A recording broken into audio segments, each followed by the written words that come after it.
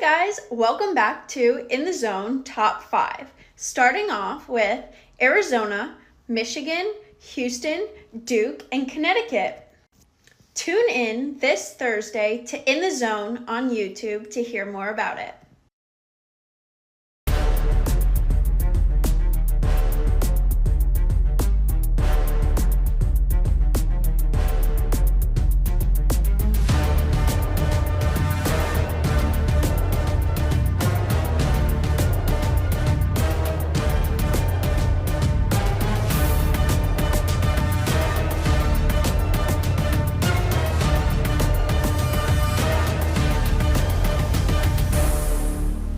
Hello, Hoop World. You are in the zone. Pete Coles, Rich Sutter, super pumped to be back in the studio with you. I got a question this week, Pete. The guy asked me, he said, it's called a green room, but is it really green in there? Yes, it is. Yes, it is. Yes, it Celtic is. Green. Celtic Green. Here, we'll want to peel the onion back for a minute. Sure. There it is. There's where you're sitting. That's what it looks like until Pete does his magic. I don't know that we should have showed them that, Pete. You got to peel back the onion once in a while. Every once in a while, let them Just see. real quick. Peel back the curtain. This is a Wizard of Oz. All right, Pete, we're going to jump right off into Pete's Corner. Lot to talk about today, and we're going to tell everybody right where we are right now. You're about to enter into crazy season. It's February. You will have tournaments. Well, we have the NBA All-Star Game. Let's get that out of the way. Ho-hum. Everybody will sleep through that one. USA versus the world. Big But deal. then you're going to have the conference tournaments coming up, which is going to be amazing this year. It's been a good year for the competitive side of college basketball, if you ask me. When the really, really good blue bloods stay and play the really, really good blue bloods, it's a good game. It's fun to watch. When they step out and start playing some of these other teams, you can see what I've alluded to as the great schism starting to take place, a real split between the top and the bottom. We'll talk about that later. We jump off every week into Pete's Corner. New logo, new questions. Pete's on fire. So's the logo. Let's rip, Pete. All right, reading an article on NCAA.com by Mike Lopresti this week, or actually a couple of days ago. He thinks because of all these recent upsets of top-ranked teams that he seems to hint that Cinderella's back in the mix. Is Cinderella still dead, or is she just on hiatus sleeping somewhere? Cinderella is being systematically removed from the formula. Let me explain. We've talked about this a good bit, but it's a good time to go deep into it because you've got a really, really good angle on this thing right here. All right, I'm going to lay it out for you right now. Miami of Ohio plays in the Mid-American Conference. They're in with UMass, coached by a guy by the name of Travis Steele. Okay? They're 24-0 currently. Have not lost a game. Now, when you pull in the weapons of math destruction, KenPom, Torvik, net ranking. Now you have all of these algorithms and what they do with teams that are in mid-major. We talked about it last week. We'll say it again. They're judging fish by how well they climb trees. And what you have with Miami of Ohio is, and I'm going to say it right here in the zone, we're going to break some news. If Miami of Ohio does not win the Mid-American Conference, they're an extreme long shot to get an at-large bid at 25-1. That's where we're at right now. The muscles got flexed last year when they pulled in like 14 teams from one of those power conferences, 12 teams from one of those power conferences, and they said, everybody else that had a great year, if you didn't win your conference, you're going to have to sit it out. So when you get to mid-major conferences, the Atlantic 10, the Mid-American, really good basketball, a lot of really good teams in there, they're now one-bid leagues. They will not any longer, unless something crazy goes down, we'll now jump into the Atlantic 10 for our listeners and viewers.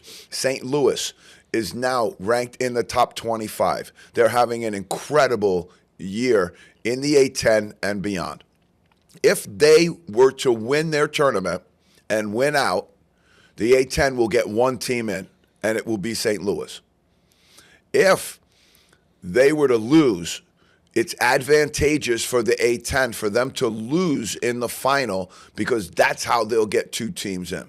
Yeah. That's the only way That's crazy. that you're going to get 2 teams in. And it's one of the topics we're going to talk about right now in the NBA. But there's so much linkage now between the NBA and the NCAA. They're starting to mirror each other, is that tanking is going to be real. You might see some tanking in those conference finals or even before that, to get the big dog out of there so somebody else wins it, takes the automatic qualifier, and as long as that other team sits well within that KenPom Torvik net ranking, they're going to get an at-large. And that's where we're at. That's where we live at. Now, let's just take it one little step further and start to look at all of the conferences that aren't super and mid-major. Now you're talking about Ivy League, Patriot League, the MAC, all of these conferences, the NEC, okay? They have one bid. Here's my prediction for the future for all of our listeners, because you know we love to cut it right here and cut it real straight, okay? Some of those bids are going to go away. Some of those automatic qualifying bids are going to go away. And they're going to run this on a straight algorithm, straight weapons of math destruction, and all of the Cinderellas, all of the teams that used to be that excitement, come March, they're going away because they're bad for business. They're bad for the brand. When Purdue goes down, bad for the brand. When UVA goes down, bad for the brand. That's why we're at where we're at right now. That's why when you have wiretaps, catch guys on there breaking the rules, they just take all the rules out. Now we have NIL. And you're going to see the same thing as soon as they implemented these weapons of math destruction, the algorithm, the only way that you're getting over that is if you're in and reside within the top, because you got to look at it this way. Right now, the breakdown is 37-31 to get to 68. Yep. Now they have 72 in there. They got a couple of those play-in things that are so NBA stupid, it's not even funny. You used to go right on 68, and that's what they should get back to, okay? But 37 and 31 means you got 37 at large, 31 automatic qualifiers. They're going to want to see that number diminish and diminish and diminish of AQs so that the at-large becomes bigger, so that when Georgia or any of these SEC teams finish 12th in their conference with a sub-500 record, they're still going to the dance because all that money needs to stay up top now in order to feed this beast. Does that make sense? Yeah. I don't want to scare anybody.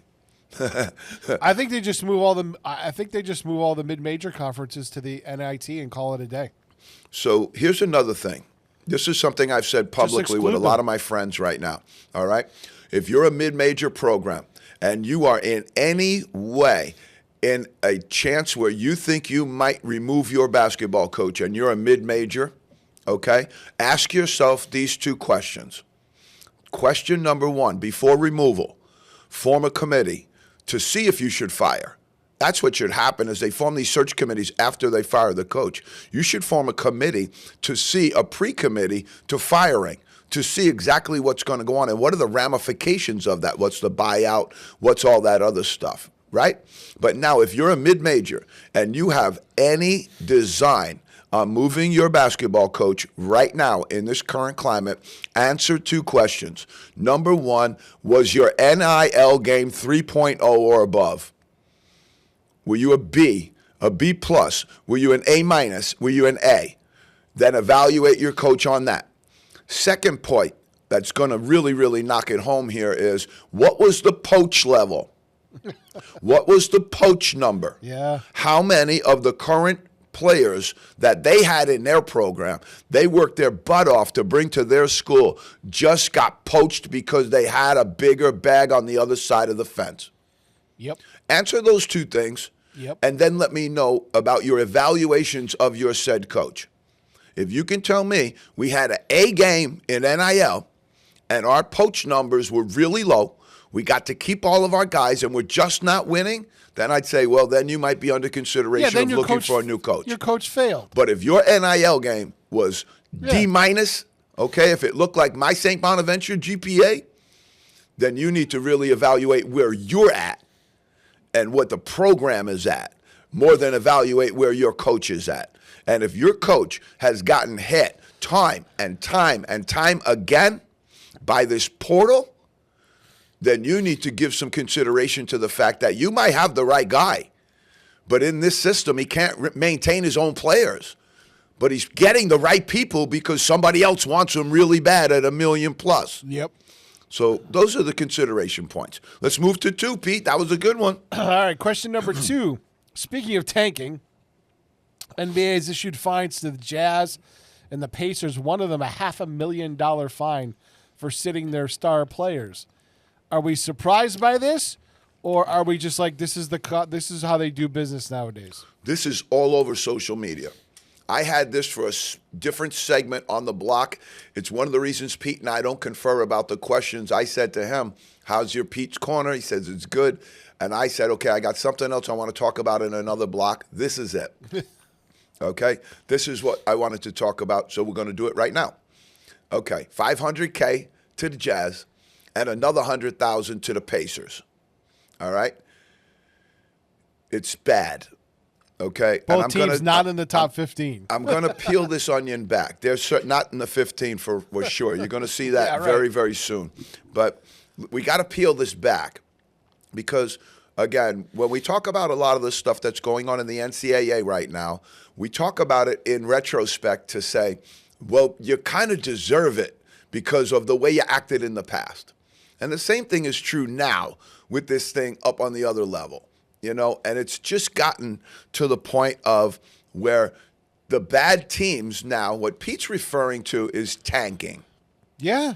It means you're not playing your best players. You're sitting them out. You're not putting them in the injury report because this is all gambling.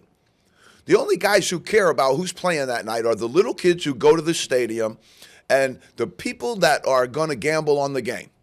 Those are the people who really want that information. And the people who want it the most are the gamblers for sure. They want to know who's in the game, who's out of the game. Shaq got a twisted ankle. He's not playing tonight. That's going to affect the outcome of that game. Yep. Okay? But that's where you're at. So now these teams have been fined for keeping their players out so that they continue to lose. See, people think it's for draft picks, and it's not. It's about the gambling now. Well, no, it's also for the draft picks. But it's more about the day-to-day gamblers than it is about the – I mean, yes, there is the overall arc. Well, you have to separate that. The information is about the gamblers. Okay. They want to know who's in and out, and these guys didn't declare these guys out and just sat them. Everybody on the other side of the fence knows why they're sitting them. Yep. They're sitting them because this year's draft is considered one of the best in recent years. There's depth to this draft so that if you're in the top 5, you could get somebody really, really good. And so teams right now are openly, their fan bases, all of their people on social media are openly advocating for tanking. Lose. When they win, they're going crazy in Brooklyn. Why are we winning? We need the number 1 pick. We need to increase our chances of getting Darren Peterson or A.J. DeBonsa or Caleb Wilson, whatever the flavor of the year is. Everybody's caught up in it right now. And they're tanking. They're absolutely tanking games so that they can do it. And let's go layer by layer here, though. Okay, number 1, I've been in the game as a player and a coach my entire life almost. There's a very little piece of my life that wasn't in it. The rest of it was. Okay? This is an anathema to the game. This is Article 63 of the Confederation of the NBA's F-ups. This is just another chapter of them being completely inept in almost everything that they do. What's a $500,000 fine going to do? What when they're going to sell more Cooper flag jerseys than you can shake a stick at? Yep. What's $100K supposed to do to $1 billion organization? So your penalties aren't penalties either. But the tanking is real. And I got a solution for you, Pete. I put this out on social media. I'm going to say it. I love it, and they really, really need to listen. A, I told you to take Adam Silver out of that job a while back. Okay? Got to happen. It's got to go soon. All right? He's not a basketball mind. You need somebody equipped with a basketball mind in order to run that operation. There has to be some semblance or some understanding of the game. Because anybody in charge, anybody who's ever played it, anybody who ever coached it would rail against this. How you convince these coaches to go out every night and play less than your best so that you get a better draft pick is an anathema to the game. Any organization who would lay down and not put their best team out on the floor for their fans who paid good money to get into the arena, who watch it on television, are the very reason that you exist. And who buy the jerseys. Everything. Soup to nuts. They're the reason you exist. And this is the way that you treat them? This is unbelievable. It's the word that I've been using. It's an anathema. Now, in the zone, baby, we come solution-driven. All right? Pete and I have two brains inside of our head, and we sit here and we say, that sounds crazy, but hey, how about this? All right? Adam, Hayo Silva. We got it for you, baby. Here we go. Number one, there's a problem in the NBA because they send the best players to the worst franchises via this lottery draft that they implemented years ago when they wanted to have more control over it. Every single bad team now is fighting to be with the best odds to be the number one pick. Yep. And then when they get all those odds together and you have really, really, really low odds of getting that number one pick, they exponentially increase if you trade Luka to the Lakers. There we said it. Your chances, you have very, very low chance. But if you were to trade your best player to the Lakers, we might be able to guarantee you the number one. That's why people hate the NBA right now.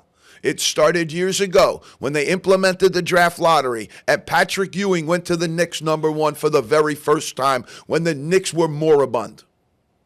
That's when it started to become entertainment and theater majors running this whole thing. All right, let's just call it what it is. It's pure and utter theater right now. Okay, here's my solution. Okay, you have something that would be really exciting at your hands. You don't even know it. The NBA draft is very, very exciting. And if you want to improve your product, send a Bonsa to the Lakers or the Celtics rather than the Pelicans. Just going to say that right now. Okay, if you're fixing it, and people think you're fixing it, at least fix it so it goes right. So, all 30 teams in the lottery, no odds based upon your losing, no better chance if you stink. Everybody gets a 1/30th of that share. And you have a legitimate auction where you pick it out just like a lottery, ball comes out of there, and you have it on television. You have some auditor come in and do it. Price Waterhouse Cooper, one of those auditing companies comes in and assigns their name to it and says, we're going to make sure this thing runs straight. We're going to put our reputation on the fact that this runs straight. And then you let the ball pop where the ball pops. And if the Boston Celtics get number one, they get to bring Brockton native A.J. DeBonsa home. Good for the league. Good for everybody else. Darren Peterson, everybody claiming one of the great future stars of the NBA. Why not L.A. instead of New Orleans? If you're really interested in your product, stop sending the worst, the best to the worst. You're sending the best players you have to the worst teams that you have. It's impacting their careers. It's impacting their ability to elevate and get better contracts. So, and then you have them go somewhere else after a few years anyway. Yeah. It's fugazi. Or they get stuck there, and they never live up to their potential. Zion Williamson, one of the great future stars of the game, could be in there. Stuck in New Orleans. Stuck in New Orleans. Just stay there. Anthony Davis just got traded to the Washington Wizards, and they've announced he's not going to play all year. Not going to play for the rest of the year. It's unbelievable. If you're in this situation right now, And I don't know that they would be in this situation because I don't think their draft position is very good. But are you going to bring Jason Tatum back if you're the Celtics? When we do our Power 15, Pete, you're going to see them rise. They're in the top 5 right now. And of all basketball, are they going to bring him back? Or are they going to hope maybe get a better draft pick out of it? Yeah. They got a chance to win it all? Are they going to bring him back? Because he scrimmaged the other day. That's tanking is an anathema to the game. Pete, that might have been your best question of all time. All right, I got Let's a good go one. To 3. Luka Doncic out.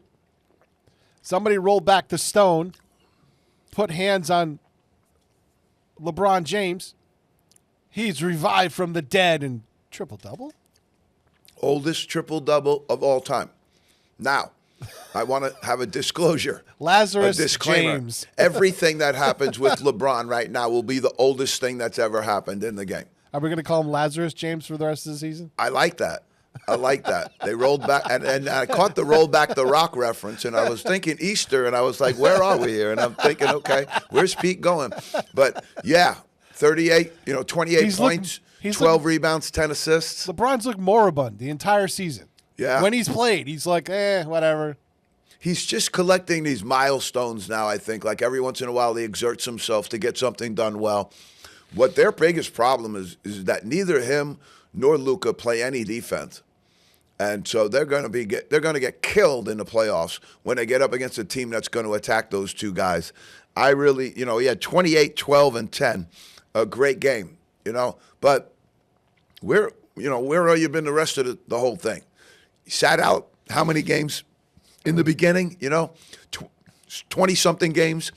One quarter of the season he just sat, then came back and had a little bit of an adjustment, when he was coming back. And so there's 30 games under the belt where nothing's been done. Right. Come back, it's All-Star break. Is he going to go in the All-Star game? Is he not going in the All-Star game?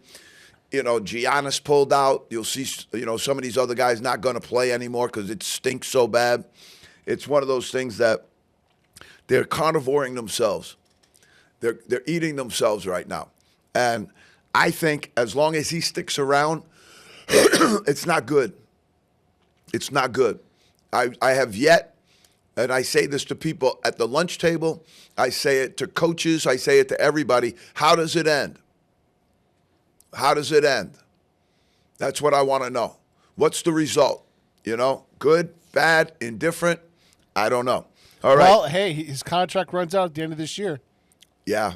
We'll see what happens there. There's a new Laker management, and I've heard that a lot of people inside the management, including some of the people that are really high up in it, have been critical of him because of his, kind of his ways. He's the king. They told him he was the king. He acts like the king. Yep. I'm not sure why anybody is surprised by that. Please release me. Please release me, the old gospel song. The Nets did. Cam Thomas will release you. See you later. The Spurs, I didn't get this one, but they released Jeremy Sochan. And I'm not a big Jeremy Sochan fan because Jeremy Sochan's the guy who goes out there and has his hair colored a different neon color every single night he goes out there. He's got this green hair. He's got all these different colored neon hairs when he goes out there. And I'm okay with that, especially when the NBA will own up to the fact that you're now in the entertainment business. I'm 100% okay with that. But what that does for me as a coach, it says to me, you care more about yourself than you do about the team. You want to draw more attention to yourself than you do the team. You want to have a reason for people to go ooh and ah about you rather than be part of the team. That's where this whole thing is at right now, too. It's human nature. Everybody wants something, right? And how do you get something when you're all a group? You got to take some of the other people out in your group. It's a barrel full of crabs. And as soon as one makes it to the top, you better make sure there's a whole bunch of crabs pulling him right back into the barrel. Yeah. Right back into the barrel. Dirty Dylan Brooks, Pete, our guy. He has been 16th technical foul this year. Oh, my God. And he is now gotten a 1-game suspension as a result of it. I wish they would have given him a 5-game suspension. Pete, we got dog bone, and we're going downtown with the Brown family, okay? Mikkel Brown, and I'm going to stop here and jump into something completely different in a minute. But Mikal Brown and Jaylen Brown were going downtown with the Browns. They're both playing great basketball. Mikal Brown had been out for Louisville, kind of slowed them down a little bit, came back the other day and dropped a 40-piece McNugget. All right? Here's what I want to say right now to all of my NBA people. Anybody who's draft prep, anybody who's trying to put a mock together, anybody who's trying to get their board going, all right? I'm going to lay it out for you right here. You've got to be careful about what's going on up top there, all right? Because this thing is going to be wild this year. And anybody who's trying to put this thing together, you got to look into some of the stuff that goes along with this stuff. What is happening in their college career? What's going on around it? If you're talking to me about Darren Peterson, I want to know why he's not in the game. I want to know why he doesn't play half of the games that Kansas has. Jaden Quaintance from Kentucky took big money to go there, and you can't find these guys. Yeah. And if you're putting together a draft board, that stuff matters, and it matters to me. Everybody in the world has Darren Peterson number one except me. I can tell you that right now. And he doesn't play. Kansas goes to play the other night against the number one team in the country at home. Arizona knocks off Arizona at their place. What an arena that is, man. What a home court environment that is. But knocks off Arizona, the number one team in the country, without Darren Peterson, who a few minutes before the game said, I just don't feel good. This could get Kansas in trouble too, because the NBA makes those declarations, and they want those declarations done early. NCAA games are being bet on right now. They're going to want those declarations done early. And there was no declaration around Peterson up until right before the game. And you got to watch this on your draft board, okay? That's all I'm saying to people. All right? Pete, can we shoot? Over to our Power 15. There you go. New leaderboard. Got him. We got him. Wow. I was so pumped when I saw it. This OKC team, as you know, they got some injuries, and they're having problems. They lost to the Spurs 4 times. That means somebody's got your number. If that was a series, Western Conference series, you would have went home. You would have went home. You would have got swept. So now, Pete, in the whole context of the conversation that we were just having, had the Detroit Pistons tank? Did they do that? Nope. No, they just were terrible. They didn't get a lot of draft picks as a result of being terrible, but they moved up little by little by little with some organization, with a little bit of control over what they were doing, but staying with some of the young players they had and building it up. Now they're the number one team in the entire NBA. I couldn't be prouder of this team because in 2023, they were DFL. They were flat on their back as an organization. We had a segment on the show called Firing on All Pistons, which was facetious and sarcastic. But now, to watch them at 40-13, Pete, it does my heart good. It does my heart good. OKC, they slipped to 2. 42-14. We talked about 24-1, where they've gone from there. But again, the biggest problem they're having is some of those losses are within the Western Conference. And what happens sometimes is, A, when you're successful, you get a target on your back. And B, when you're successful, people try and figure you out more. And they might have figured these guys out a little bit. Third, San Antonio Spurs. Wembanyama's really, really blossoming into a star. There are games you watch him, and he's just unbelievably gifted and unstoppable. But I would talk about his injuries and a little bit of the consistency there. He's got a little bit of bugs on both of those. All right, Pete, this is what we talked about before. Boston Celtics are in the 2 spot of the Eastern Conference right now. Do you bring Jason Tatum back, Pete? Who would have thunk it, though? At the beginning of the season, who would have thunk it? Because you had him out. Not me. Right. I said they're going to have a tough time making the playoffs. Yeah, that's what I was right up in front about that, and I'm shocked. And I wasn't trying to knock the Celtics. You're I just love saying the with the Celtics. lineup they had, it was going to be tough. Right. What did I they remember lose? you saying that. You lost Jason Tatum. You lost Porzingis. You lost Horford. I mean, they lost a lot on their front line there. And so, but this is just, Jaylen Brown and Derek White doing great stuff. But do you bring them back, Pete? Because they got a chance to bring him back. He scrimmaged the other day with the team, which says he's out there playing. Pretty soon the doctors will clear him and have him ready to go. I think you look at the next 5 games and you make a determination. Yeah, I mean, if they can Seriously. blow it up, I mean, bringing him back won't be easy. Right. It will not be easy because he's been out for so long. And you have a certain rhythm that's been established with this current team, and that rhythm will break. That rhythm will break. Is it worth it to get them into a playoff series and have them in that series and have the big 3 as opposed to the big 2? We're going to find out, Pete, as you said, probably in the next 5 to 7 games. Denver Nuggets, 35-20, hanging tough. Luka, right now they got a good position for playoffs, and that's what you're looking at right now. If you're OOP, you're out of the playoffs. If you're the Jazz, you're the Wizards, you're out. You're done. You're cooked. You're not getting into playoffs. There are some teams, and this is what the NBA's got to struggle with right now a little bit of all the problems that they have. Another problem that they have is the playoff thing's almost settled already. Who's in and who's out. There's very little fighting going on for those last spots, and that always creates a little excitement. So the Nuggets are hanging tough. Number 6, the New York Knicks. Maybe with the Celtics, the 2 hottest teams in basketball right now. Knicks are playing really good basketball. They've hit a bit of a stride, some of it due to scheduling, but the Fire Mike Brown sounds are down in New York, at least for now, Pete. Houston Rockets, 33-20. They're really poised to be a tough playoff team. This is a team that you say, okay, you've got, OKC up in the West. You've got the Spurs. You've got the Nuggets. Whoever gets the Rockets here, man, maybe in the second round, that's not going to be an easy assignment. That's going to be a really good one. Durant has helped this team a little bit, but they're young and they're well coached, and I think they're going to make a run this year. Keep an eye on them. They could be like the Timberwolves of last year. Cleveland Cavaliers, 24-21. They traded for Harden. They've gotten a couple of wins under their belt. It seems like it might help them. If him and Mitchell can get along, that's a really, really dynamic 1-2 punch. They've got Mobley up front.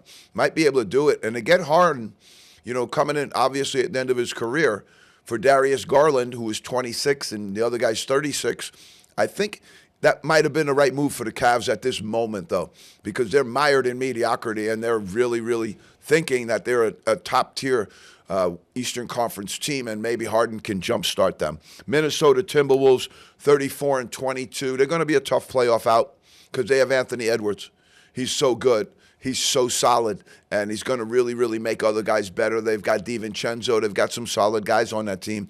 Minnesota could do what they did last year. Let's get into that playoff and find the right team and then advance. We got the Lakers at 32-21. Good record. But I would say if you check our 15 from week to week to week, they might be the team that's lost as much ground as anybody. Yep. They were in the top 3 earlier, kind of sliding. They've had injuries in and out. Their lineup is old man dirt. So you're going to get a lot of injuries. You're going to have a lot of that. So there's going to be a lot of that missed game opportunities. And those are their big guys. And when they miss games like Luka and LeBron, when they miss games, that's huge for that team because it has such impact. The Raptors, 32-23.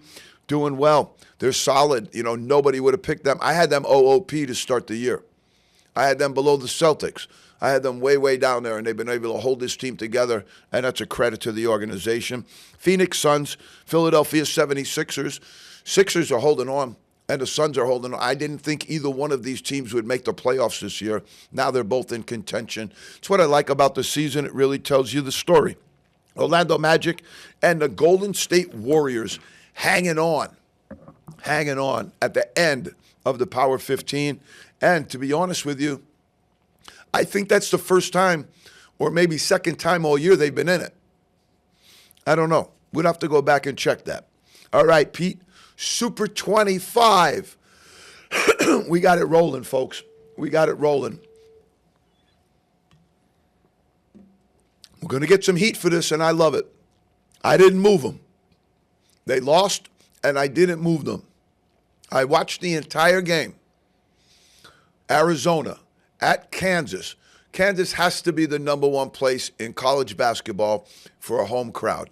I mean, that place was lit, sold out, lit up.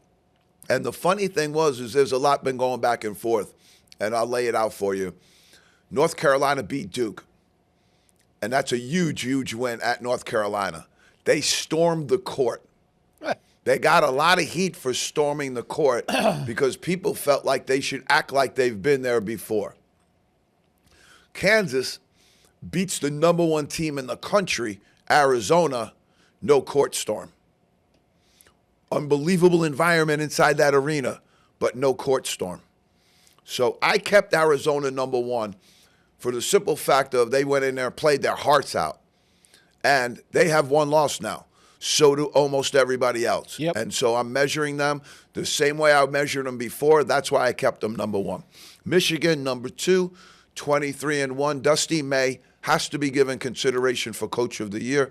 I'm sure that he will be. Number three, Houston. They're finally traveling away from home in February. 22-2. Another great year for Coach Sampson and the poor Houston Cougars. I say the poor Houston Cougars because Sampson came out this week and goes, we don't have any money.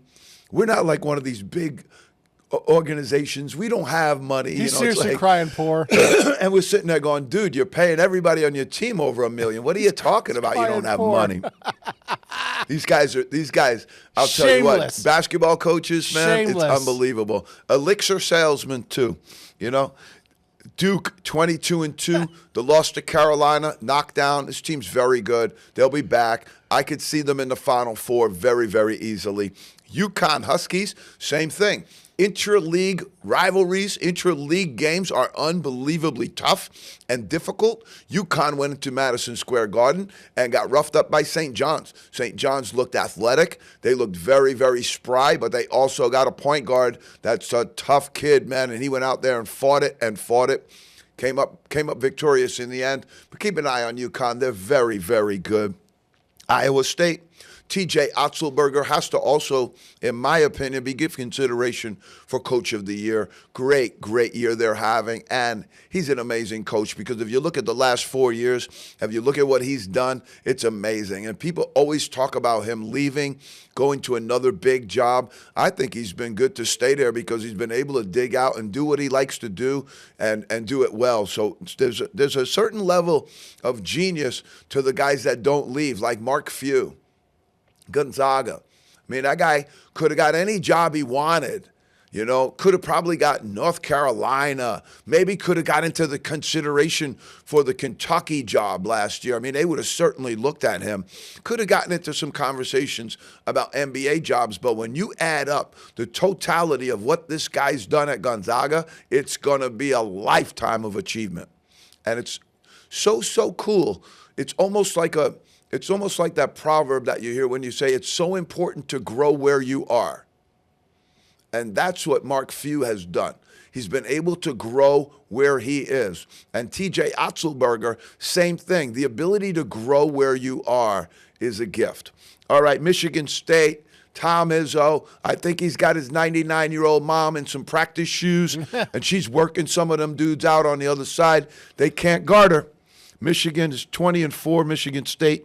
Michigan, two great teams. One of the things that happened with Michigan was their big rivalry is Ohio State. But now it seems like it slipped in and become Michigan State because Ohio State's not relevant in basketball right now. Nebraska, 21-3. And I apologize to everybody for my throat. It's been a rough year with chasing those sidelines up and down. Nebraska, 21-3. Vanderbilt 20-4. They've slipped a little bit, but they're a really good team, and they're really, really doing things well. I love this Virginia team. They're bringing more relevance back to the ACC. I love the ACC. I would love to coach in the ACC. It's a great, great conference, but I want to see it get back.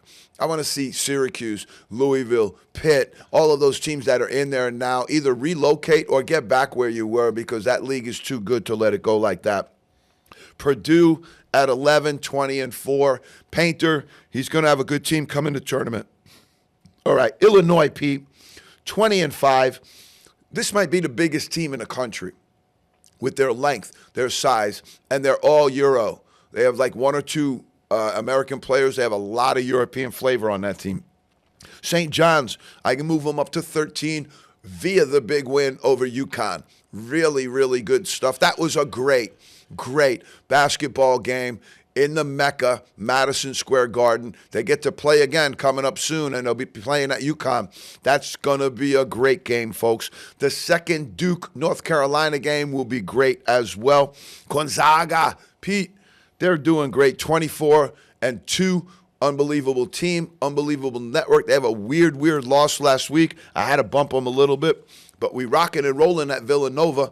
Coach Willard done a great job. I know my guy Joe Healy and Tom Healy would be proud to see the work they've done at Villanova.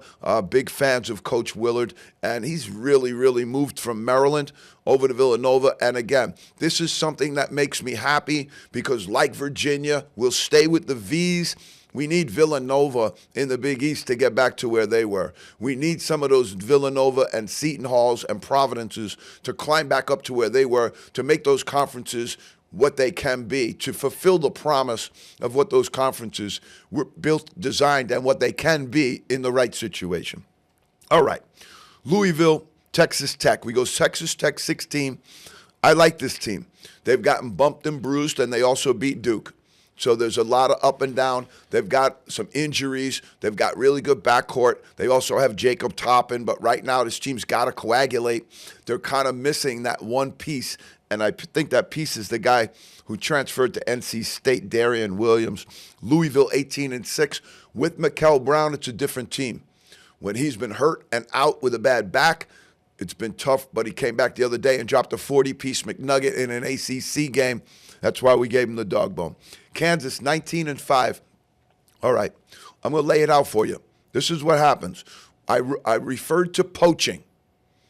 All right? Melvin Council IV is at Kansas. To me, he was the best player on the floor the other night against Arizona. One of his buddies, Jaden Bradley from Rochester, was also out on that floor. But to me, Melvin Council was the best player out on the floor. Where did Melvin Council go to school last year, Pete? Can't remember. St. Bonaventure. Oh, no kidding. He was one of our guys. And we had an NIL deal. And then, all of a sudden, the calls started to come. Syracuse called. A bunch of other people right in the area called. Now, this is a young man from Rochester also, where Syracuse is like, you know, you grew up Next being door, a huge yeah. Syracuse fan. That's your backyard, you know. But then other people came, and other people came. And then finally Kansas with probably over $1 million. So if you're going to evaluate your mid-major coach, include some of that in the formula.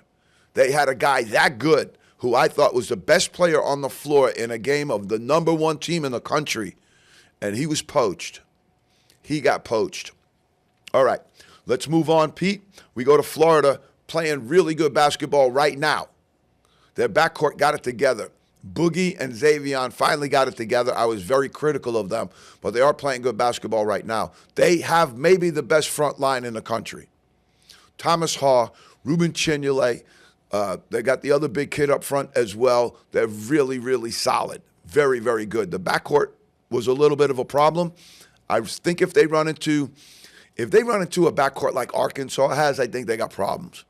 Because Arkansas has got athletes, Arkansas has got physicality, and these guys kind of play, you know, that pretty ball, you know, where they're shooting the three and doing their thing, and they boogie and they do this. But at the end of the day, they can get roughed up in one of those SEC-type matchups, and that's what worries me about that team. Clemson, tough loss the other day, 20-5. They had Brownell on the hot seat for years and years. I left Carolina 20-5.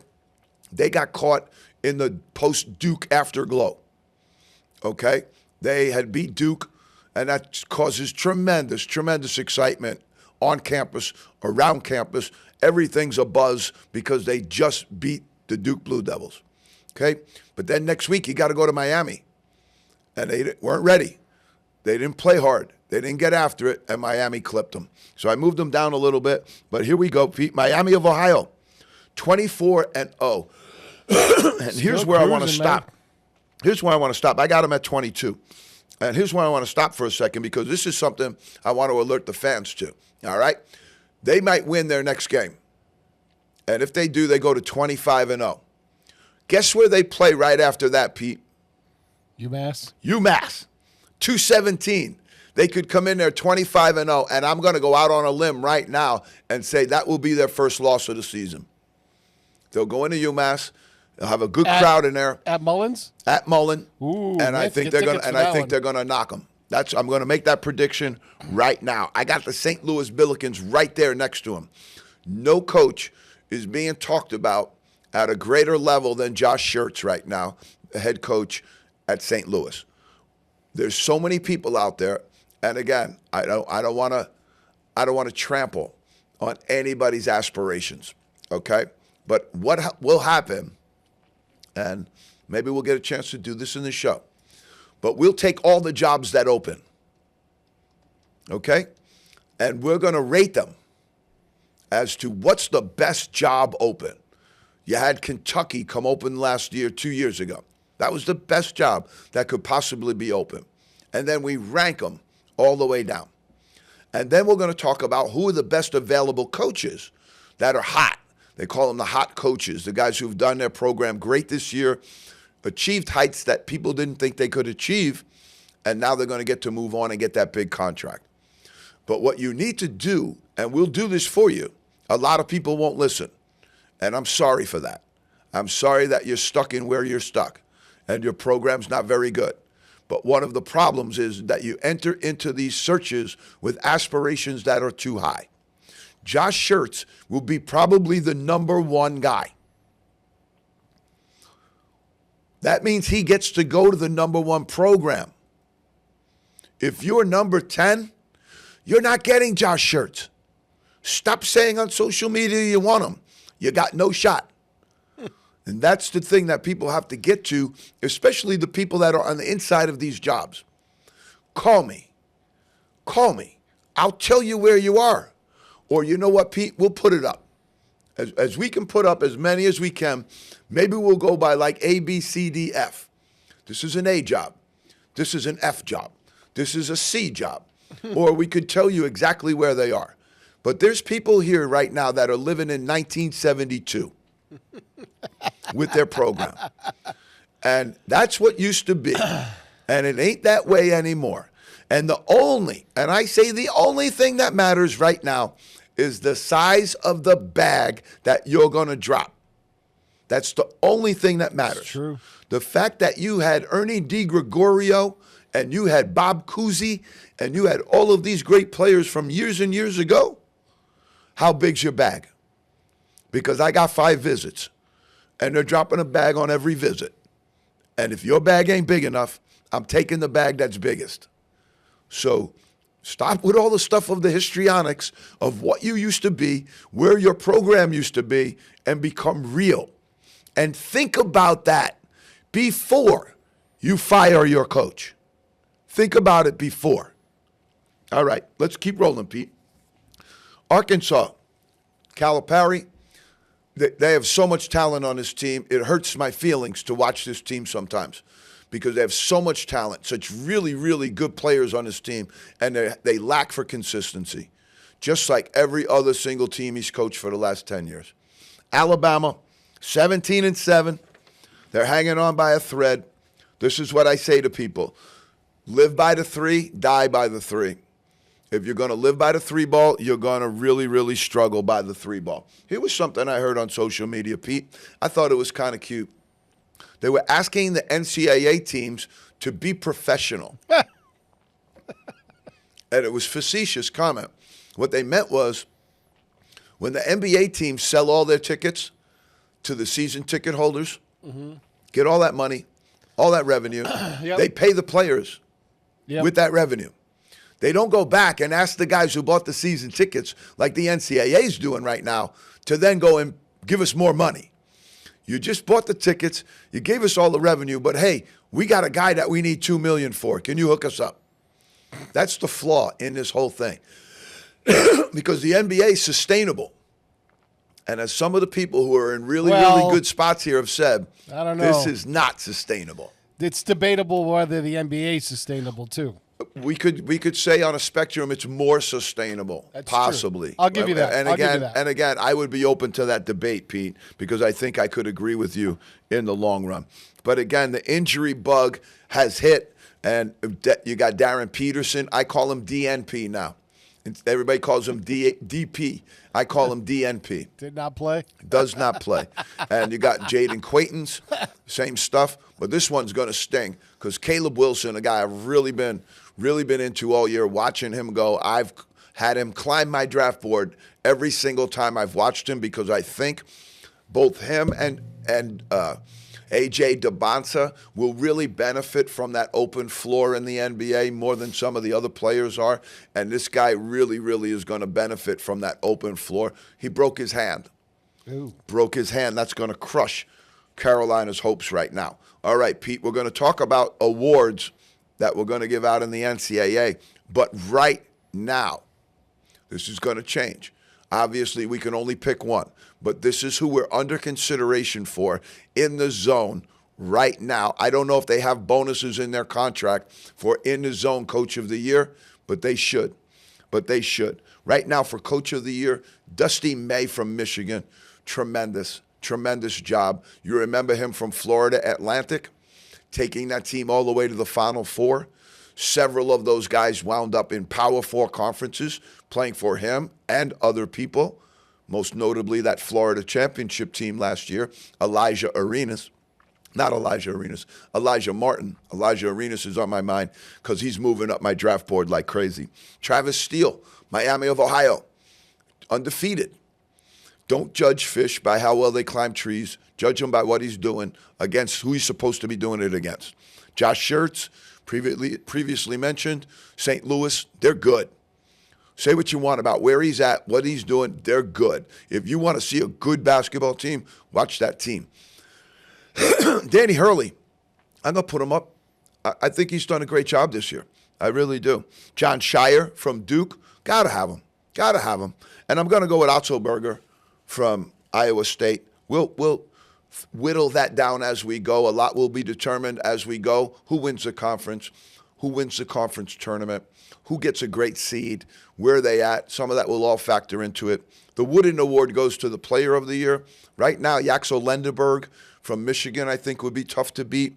And then you've got the trio of freshmen that have been absolutely unbelievable in DeBonsa, Boozer, and Caleb Wilson. Caleb Wilson, injury right now is going to probably knock him out of Rookie of the Year and Player of the Year award. Not sure he would have won it anyway. But certainly now with the broken hand, it's going to be detrimental. And again, those same three names, now that Wilson goes out, maybe you put in Darius Acuff from Arkansas or Keaton Wagler from Illinois in that consideration. But it's DeBonsa, it's Boozer, and we had Wilson. But right now, that's going to hurt. All right, Pete, before the All-Star game, let's jump in. We did our Power 15, but let's go through our Buster Poindexter section right now of who's hot, who's not. Coming into the All-Star break, some of these teams are benefiting from the break. Some of the teams are hot right now and don't want to break. They want to keep playing. Cavs have won 5 in a row since James Harden came on board, Pete. We'll see if that sustains. Pacers, Bucks, won 2 in a row. Jazz, 2 in a row. Timberwolves, 2 in a row. And the Spurs have won 5. Spurs have been very consistent this year. Now, they're not hot. This one hurts. LA, the Kings, Sacramento, lost 14 in a row. Ouch. It's getting rough, getting really rough. And I don't think they're tanking. That's the sad part of it. The Mavericks have lost 8. Maybe they're trying to get right back up there. Maybe they got promised the 1 and 2, the 1-2 punch back-to-back, but they're certainly not in good shape, especially now that they traded Anthony Davis. And they're moving up with some other players. Kyrie hasn't been seen all year. Got the Hawks and the Grizzlies, L3, L4. In the MVP situation right now, as we enter into the break, right now, we're looking at Joker. Right now, he's averaging a triple-double. And I've said this before. I'll say it again. I don't know how you average a triple-double and you're not the MVP. It's just great numbers. Because you're showing up in so many categories. Assisting over 10 times a game makes you responsible for an additional, let's say you're averaging 25 a game, all right, just to go round numbers. And now you come up with 10 assists, which could be up to 30 points, but it's certainly 20 points. So let's call it 25. Now you're responsible for 50 of your team's points. Their team's averaging about $1.15 a game. This guy has got his hands in like 70. Put his free throws in there. He's got his hands in like 70% of their scoring. That's amazing. So when you average a triple-double, with the rebounding, the assists, the scoring, it's overwhelming to me. I don't know how he hasn't won it 5 years in a row. SGA, well, that's why he didn't win it 5 years in a row, because SGA won it last year. I got Luka, I got Anthony Edwards, but I'm also going to now pump Jaylen Brown up there. He's had an amazing year. Underscored, really, really done a great job. And Boston would be flat on its back right now without Jaylen Brown. He's had an amazing year. That's the rhythm that Pete and I talk about, that chemistry. Do you want to break it up right now? Do you want to throw Jason Tatum in there and break that up? And again, I would imagine, because I could imagine like I'm the coach of the Celtics right now, or I'm a general manager of the Celtics right now, and I'm going to debate whether you bring him back in. You know what's the first thing you do? You talk to Jaylen Brown. You talk to Kobe White, Derek White. You talk to some of the other guys, Peyton Pritchard. Team meeting. And then, how do you guys feel about this? Yeah. Hey, man. And what you're going to get is you're going to have those conversations. I wouldn't do it in a team meeting.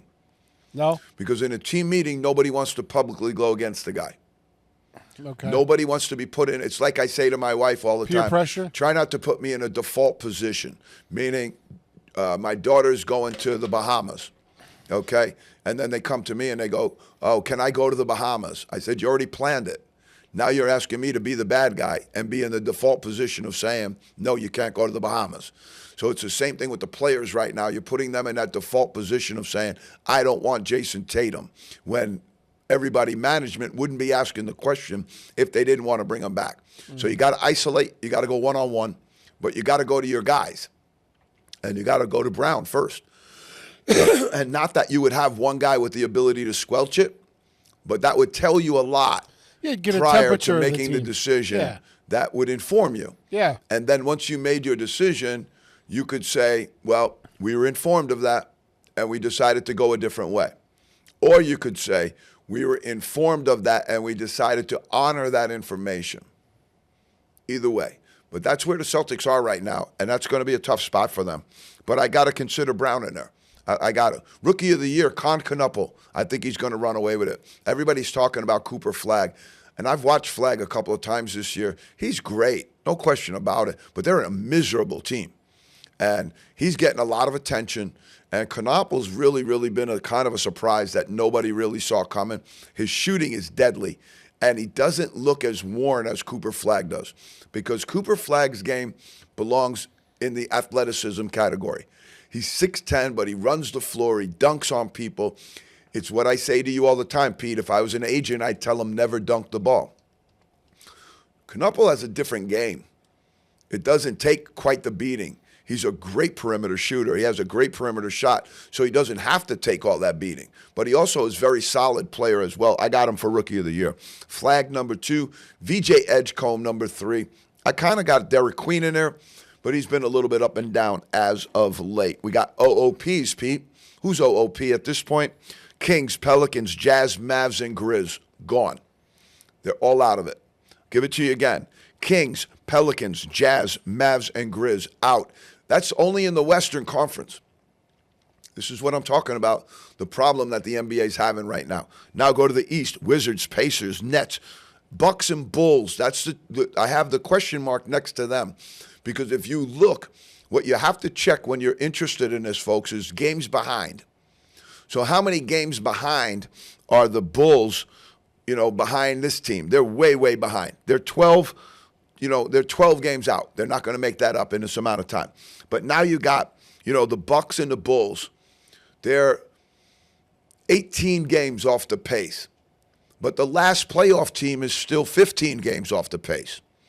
So you look at that and say they're only 3 games out of the playoffs. they can make up that 3 games. Chance of making up 10 right now with the little bit of time that's left in the season, not strong. You could happen, but you'd have to absolutely change everything that's been happening in your dynamic right today. So some of these teams right now at the All-Star break, they're out. And nothing going to stop them from tanking because they stink. You won't be able to know with a lot of these teams. You won't be able to tell. All right, here's the OPP, Pete. What are you giving up? And why are you losing? The Wizards give up 123 points a game. The Jazz are giving up 125-8, NBA lead in bad category. The Bulls and the Kings also over 120. Unbelievable. Unbelievable. Pete, what do we got, about a minute? Yes, sir. All right. NBA All-Star, Giannis will not play. He hasn't played since mid-January. The 27th, I want to say, somewhere around that time. And I think that's one of the reasons that he didn't get traded also. Because a guy like that with a calf injury is no good. No bueno. Everything relies on his athleticism, his jumping ability, his ability to be dominant over people with his athleticism. Out, and then they put in De'Aaron Fox. A lot of Net fans a little bit upset that they didn't include Michael Porter, who I think has better numbers than Fox. But also, you know, your team's tanking. Do you really think that the NBA should reward you when you're tanking? Do you really think they should take one of your guys when your whole franchise is built on not winning? Okay, that's going to knock us out, Pete. So he's out since 123. That's how long he's been out.